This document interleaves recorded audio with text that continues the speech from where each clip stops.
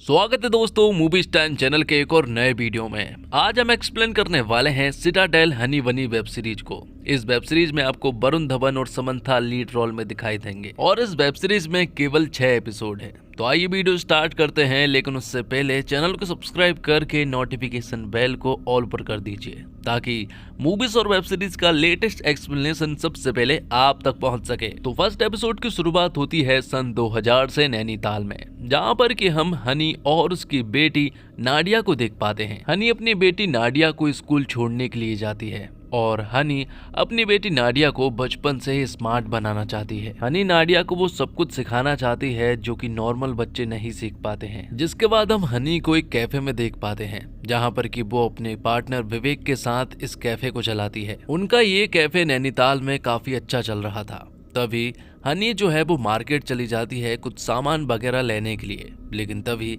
हनी देखती है कि उसका कोई पीछा कर रहा है। और ऐसा बहुत दिनों के बाद हुआ था जब हनी का कोई पीछा कर रहा था।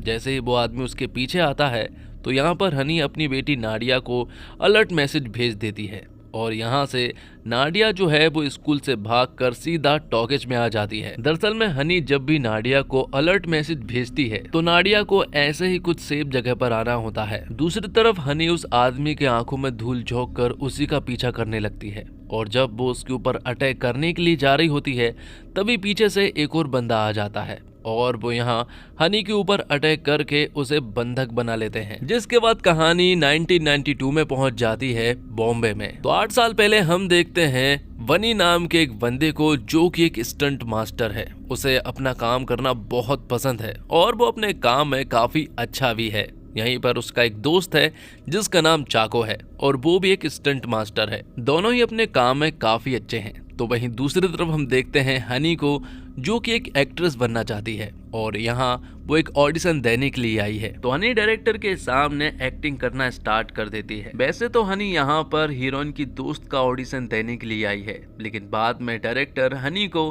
गाँव की एक लाचार लड़की का ऑडिशन देने के लिए कह देते हैं। अब क्योंकि उसे तो हीरोइन बनना था और वो कोई भी मौका नहीं गंवाना चाहती थी, इसलिए वो उसमें भी मान जाती है। बाद में डायरेक्टर हनी को अकेले में बुलाते हैं और वो उससे कहते हैं कि तुम हीरोइन बन सकती हो और तुम्हें भी वो करना होगा जो कि हर एक हीरोइन करती है। दरअसल में उसका इरादा कुछ नेक नहीं था, इसलिए यहाँ पर हनी डायरेक्टर की दोनों टांगों के बीच में लात मारकर वहां से सीधा बनी के पास आ जाती है और मालूम चलता है कि हनी और बनी एक दूसरे को बहुत पहले से जानते हैं। बनी को हनी के बारे में सब कुछ मालूम है। उसे मालूम है कि वो एक्ट्रेस बनने के लिए काफी ज्यादा स्ट्रगल कर रही है।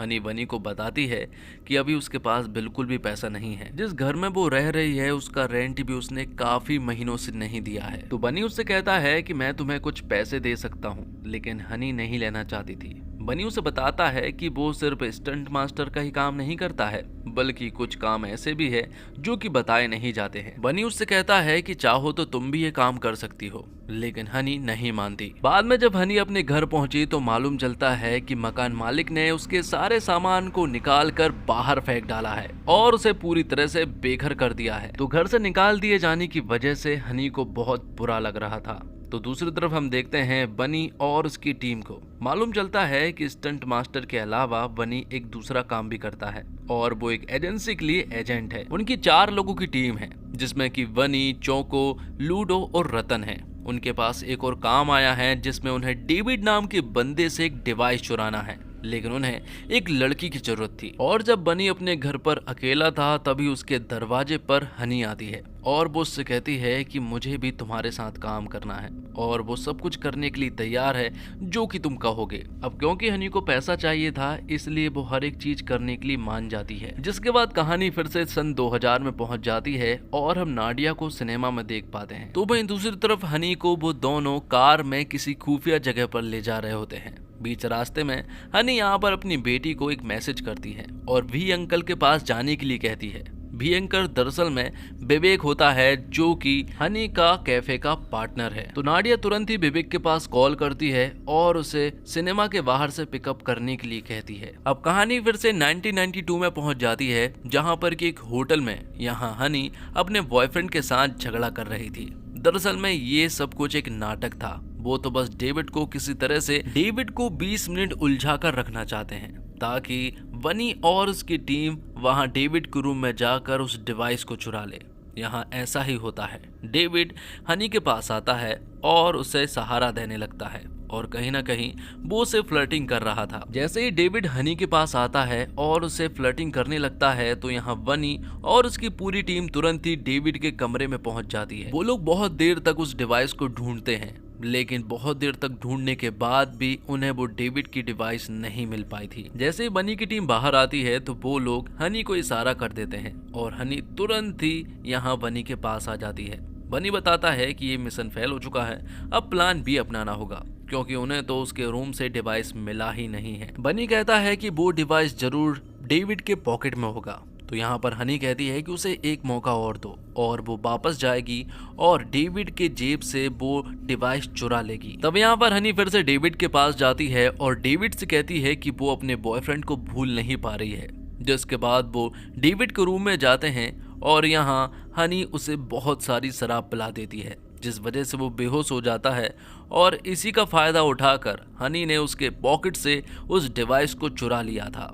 जैसे ही यहाँ से हनी जाने लगती है कि तभी यहाँ पर डेविड जाग जाता है और वो उसे बुरी तरह से मारकर बंधक बना लेता है। डेविड उससे पूछता है कि क्या तुम्हें बिस्बा ने भेजा है। तो वहीं दूसरी तरफ बनी को भी ये बात मालूम चल चुकी थी कि डेविड ने हनी को पकड़ लिया है, वो उसके साथ कुछ भी कर सकता है। इसलिए यहाँ पर बनी फैसला लेता है कि वो हनी को बचाने के लिए उसके कमरे में जाएगा। थोड़ी देर के बाद ही बनी पहुंच जाता है डेविड के कमरे में और वो वहां बहुत सारे लोगों को मारकर पीटकर यहाँ पर हनी को बचा लेता है और वो डिवाइस भी अपने साथ ले आते हैं। दूसरी तरफ जैसे ही बाहर आते हैं तो हनी बनी से कहती है कि वो किसी बिस्बा नाम के आदमी के बारे में पूछ रहा था कि क्या तुम लोग उसके लिए काम करते हो। तो वहीं डेविड ने सान नाम के आदमी को खबर कर दी थी कि डिवाइस उसके हाथ से चला गया है। जैसे ही ये बात सान को मालूम चली तो उसने सारे यूनिट को इकट्ठा कर लिया और अब सभी लोग बनी और उसकी टीम के पीछे पड़ चुके थे। सान की बहुत बड़ी यूनिट थी और वो यहाँ बनी की टीम का पीछा ही नहीं छोड़ रहे थे। इस शूट आउट में बनी का एक दोस्त रतन भी मारा जाता है और आखिर में हम देखते हैं कि यहाँ पर हनी को भी गोली लग जाती है, लेकिन उसे किसी तरह से सही सलामत बनी अपने साथ ले जाता है। आगे हम देखते हैं कि सान और उसकी यूनिट का ये मिशन फेल हो चुका था। वो ये सारी बातें नूरी नाम की एक औरत को बताता है। मालूम चलता है कि सान इन्हीं के लिए काम करता है और उन्हें वो डिवाइस प्रोटेक्ट करनी थी। वो दोनों आपस में बात कर रहे थे कि ये डिवाइस हमारे लिए प्रोजेक्ट तलवार के लिए बहुत ज्यादा जरूरी थी। प्रोजेक्ट तलवार क्या है ये हमें थोड़ी देर में ही मालूम चल जाएगा। जिसके बाद हम बनी के बॉस को देख पाते हैं। यहाँ पर बनी बॉस के पास आता है और उन्हें कल रात के बारे में सब कुछ बताता है। वो उन्हें बताता है कि हमारा एक आदमी मारा गया है। बनी के बॉस को ये बात अच्छी नहीं लगी कि उससे बिना पूछे उन लोगों ने इस मिशन में एक लड़की का सहारा लिया है, पर बनी बताता है कि वो उस लड़की को काफी दिनों से जानता है और हम उस पर भरोसा कर सकते हैं। जिसके बाद कहानी फिर से सन 2000 में बुकारेस्ट में पहुंच जाती है, मतलब कि प्रेजेंट में। यहाँ पर कि हम देखते हैं बनी को, जो कि एक रेस्टोरेंट में म्यूजिशियन है। वो अपनी पुरानी जिंदगी से पूरी तरह से दूर है। दूसरी तरफ हम नाडिया को विवेक के साथ देखते हैं। विवेक यहाँ नाडिया को स्टोरी सुना रहा होता है। दूसरी तरफ वो दोनों बंदे हनी को कार से किसी दूसरी जगह पर ले जा रहे थे। यहाँ हनी के हाथों में रस्सियां बंधी हुई थी, लेकिन तभी वो रस्सियां खोल लेती है और बाद में उन दोनों को मौत के घाट उतार कर यहाँ से भाग चुकी थी। यहाँ विवेक ने नाडिया को सुला दिया था, लेकिन तभी अचानक से उसके दरवाजे पर कोई आता है। दरअसल में वो लोग केडी और उसके आदमी थे।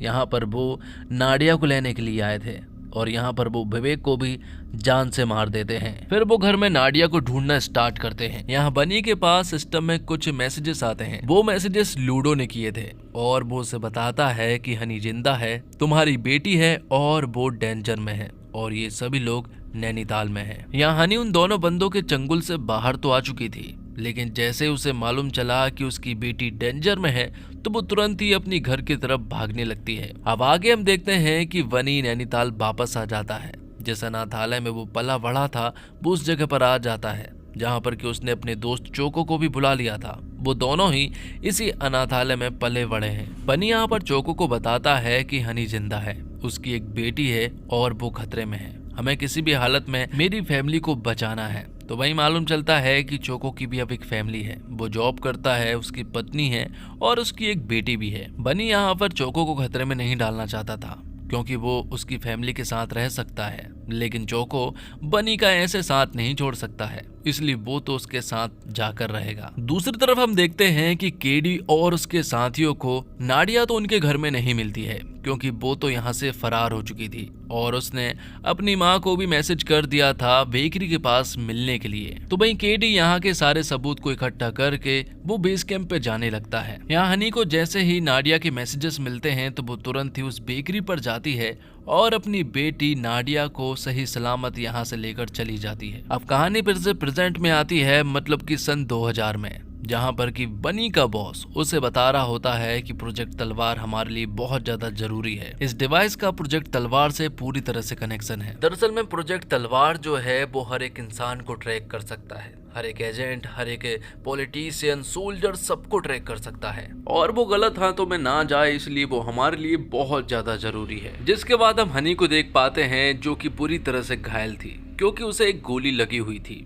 बनी उसके पास जाता है और उसे बताता है कि अब तुम पूरी तरह से ठीक हो, लेकिन अब हमें तुम्हारी पहचान को छिपाना होगा और तुम्हें यहाँ से किसी दूसरी जगह पर भेजना होगा, क्योंकि उन लोगों ने तुम्हें साफ साफ देख लिया है और तुम्हारी जान खतरे में भी है। तब हनी के बारे में बताया जाता है कि वो नाडिया सुपरस्टार बनना चाहती थी। उस समय पर नाडिया नाम की एक एक्ट्रेस बड़ी धूम मचाई हुई थी जो कि एक्शन किया करती थी और हनी को वही तो बनना था। लेकिन जब उसके पिता को मालूम चला कि वो तो नाडिया जैसा बनना चाहती है तो उसके पिता ने हनी की शादी करा दी, वो भी एक बूढ़े आदमी से। लेकिन हनी ने अपने पति को ही जान से मार डाला और उस जगह से भाग निकली। अब यहाँ हनी बनी से पूछती है कि तुम्हारी बैक स्टोरी क्या है, तुमने कभी भी अपने बारे में कुछ नहीं बताया, हम इतने सालों से दोस्त हैं। तब बनी अपने बारे में बताने लगता है। बचपन में वो एक मेले में गया था अपने मम्मी पापा के साथ। उसके पिता जो है वो एक पुलिस इंस्पेक्टर थे। तभी वहाँ कुछ लोगों ने हमला कर दिया और इस हमले में उसके माता पिता मारे गए और फिर वो नैनीताल के ही एक अनाथालय में पला बढ़ा और उसे उसके बॉस ने सहारा दिया जिसे कि वो बाबा कहता है और उन्हीं को वो सब कुछ मानता है। अब बनी लूडो से सिस्टम पर बात कर रहा था। दरअसल में बनी लूडो से पूछना चाह रहा था कि आखिर हनी और उसकी बच्ची कहाँ पर है। तो यहाँ पर लूडो ने उसे बेस 33 के बारे में बताया था। जब बनी और चोको को बेस 33 के बारे में मालूम चला तो वो तुरंत ही उस जगह पर जाने लगते हैं। तो दूसरी तरफ हम हनी और नाडिया को देखते हैं। यहाँ पर हनी अपने एक सेफ हाउस पर आ चुकी थी। अब कहानी फिर से 1992 में पहुंचती है और हमें बताया जाता है कि डेविड के पास से जो डिवाइस चोरी की गई थी उसका डेटा जो है वो बहुत बड़ा है। 8 GB का डेटा उस समय पर बहुत बड़ी बात थी, इसलिए लूडो को उसे खोलने में काफी टाइम लग सकता है। और यहाँ हनी और बनी दोनों ही साथ में काफी सारा टाइम स्पेंड कर रहे थे। दोनों एक दूसरे से काफी सारी बातें करते हैं। वो दोनों ही स्टंट और एक्ट्रेस के बारे में बात कर रहे थे कि तभी उनके बीच में नजदीकियां बढ़ जाती है। अगले दिन हनी ने डिसाइड कर लिया था कि वो कहीं भी नहीं जाने वाली है, बल्कि वो तुम्हारे साथ ही रहकर काम कर सकती है। वैसे भी वो तो गायब होने वाली है, इससे अच्छा ये है कि वो उनकी एजेंसी में एजेंट बनकर काम करे। लेकिन बनी उसे पहले ही बता देता है कि ये इतना आसान नहीं होने वाला है। लेकिन हनी भी पूरी तरह से तैयार थी। इसके बारे में उसे बस अपने बाबा को बताना था। बनी ने जब ये सारी बातें अपने बाबा को बताई तो पहले तो उन्होंने पूरी तरह से मना कर दिया था, क्योंकि उनकी एजेंसी में आज से पहले कभी भी किसी भी लड़की ने काम नहीं किया है और वो किसी पर इस तरह से भरोसा भी नहीं कर सकते हैं। लेकिन बाद में उसके बाबा मान जाते हैं और अब पहले तो उसे ट्रेनिंग देनी थी, क्योंकि वो बहुत ही कमजोर है। उसे बहुत सारे दाव पेच और बहुत सारी टेक्नोलॉजी भरी चीजें सिखानी थी ताकि वो स्ट्रांग रहकर एजेंट बन सके, क्योंकि उन्हें एक ऐसे प्रोफेशनल एजेंट की जरूरत है जो कि सभी चीजों में प्रोफेशनल रहे। जिसके बाद डॉक्टर रघु के बारे में बताया जाता है जो कि विदेश में रहते हैं और कई सारे लोगों ने इन्हें वहां से लाने की कोशिश की है, लेकिन हर बार सभी लोग नाकामयाब रहे हैं। लेकिन अब मालूम चला है कि नूरी और रघुराव मिलकर बेंगलोर में यूएटेक नाम की एक कंपनी चला रहे हैं और ये जरूर प्रोजेक्ट तलवार के बारे में होगा। रघुराव अभी भी बाहर ही हैं, क्योंकि वो बहुत कम ट्रेवल करते हैं और अगर वो बेंगलोर आते हैं तो जरूर प्रोजेक्ट तलवार की कोई ना कोई बड़ी खबर होगी। यहाँ हनी की ट्रेनिंग कंप्लीट हो चुकी थी। हनी यहाँ बनी के बाबा से मिलती है और उन्हें कुछ ज्यादा खास हनी लगी नहीं थी। यहाँ पर बाबा बनी को पहले ही समझा देते हैं कि उन्हें लड़कियों पर भरोसा नहीं है, इसलिए हम इस पर भी ज्यादा भरोसा नहीं कर सकते हैं। लेकिन बनी को हनी के ऊपर पूरा भरोसा था। यहाँ कहानी फिर से नैनीताल सन 2000 में शिफ्ट हो जाती है, जहाँ पर कि हम केडी के साथ ही नकुल को देख पाते हैं। नकुल को दरअसल में हनी के सेफ हाउस के बारे में मालूम चला है, जो कि यहाँ से 200 किलोमीटर की दूरी पर है और अब वो लोग वहीं पर जा रहे हैं। हम हनी को देखते हैं जो कि अपने सेफ हाउस पर थी अपनी बेटी नाडिया के साथ। तो वहीं बनी और चोको जो है वो बेस 33 पर पहुंच जाते हैं। उन्हें ऐसा लग रहा था कि यहाँ पर उसकी बेटी और हनी जरूर मिल जाएंगे, लेकिन ऐसा नहीं हुआ, बल्कि उनके ऊपर एक अटैक हो जाता है। बेस 33 पर बहुत सारे लोग थे और उन सभी ने बनी और चोको पर अटैक कर दिया था। तब यहाँ पर केडी आ जाता है और वो भी बनी को बुरी तरह से मारने लगता है, लेकिन किसी तरह से वो यहाँ से भागने में कामयाब रहे। बनी को हनी के कोऑर्डिनेट्स मिल चुके थे जो कि सेफ हाउस की तरफ थे और केडी के बहुत सारे लोग अब उस सेफ हाउस की तरफ जा रहे थे। वहाँ हनी सो रही थी और केडी के बहुत सारे लोग उसके सेफ हाउस की तरफ बढ़ रहे थे, इंक्लूडेड बनी भी। और इसी के साथ दूसरा एपिसोड यहीं पर समाप्त हो जाता है। उम्मीद करता हूँ दोस्तों आपको वीडियो पसंद आई होगी। वीडियो पसंद आई हो तो वीडियो को लाइक करके चैनल को सब्सक्राइब जरूर कीजिएगा, ताकि आपको इसी तरह के लेटेस्ट और फ्रेश कंटेंट मिलते रहें। मिलते हैं जल्द ही सिटाडेल हनी बनी के अगली एपिसोड में। धन्यवाद। जय हिंद, जय भारत, जय श्री राम।